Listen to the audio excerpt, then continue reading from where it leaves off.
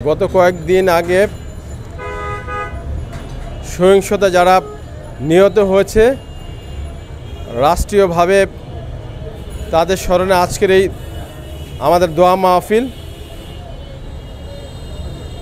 বঙ্গবন্ধু কন্যা শেখ হাসিনা মাননীয় প্রধানমন্ত্রী উনিও ঘোষণা দিয়েছেন রাষ্ট্রীয়ভাবে আজকে আমাদের এই শোক পালন করার জন্য।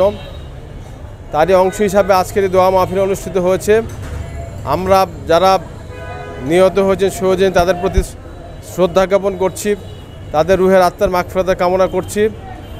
পাশাপাশি আমাদের কালো ভেষ ধারণ এবং পতাকা উত্তোলন করা হয়েছে। আমরা মনে করি বর্তমান যে সিচুয়েশন, এই সিচুয়েশনে পরিস্থিতিটা আরও ভালো হবে এবং এখনও যারা গুজব ছড়াচ্ছেন তাদের উদ্দেশ্যে বলতে চাই, সরকার কাজ করছে। ইতিমধ্যে শিক্ষার্থীদের দাবি আদালতের মাধ্যমে আদায় হয়েছে। সেই হিসাবে এখন সরকার যারা বিগত দিনে সন্ত্রাসী কর্মকাণ্ড করেছে, বিশেষ করে জামাত বিএনপি, তাদের বিরুদ্ধে আইনানুগভাবে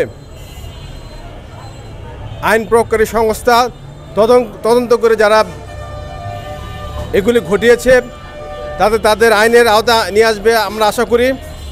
এবং জনগণকে বলবো, আপনারা সবাই শান্ত থাকবেন, আপনারা নির্বিঘ্নে আপনাদের কাজকর্ম করবেন, কোনো ভয়ের কারণ নেই। ইনশাল্লাহ আমরা এবং জনগণ, রাষ্ট্র সবাই আছে একসাথে। আমরা ঐক্যবদ্ধভাবে সব কিছু মোকাবেলা করব। আগামী দিনে দেশকে এগিয়ে নেওয়ার জন্য ইনশাল্লাহ ঐক্যবদ্ধভাবে কাজ করে আমরা দেশকে এগিয়ে নিয়ে যাব।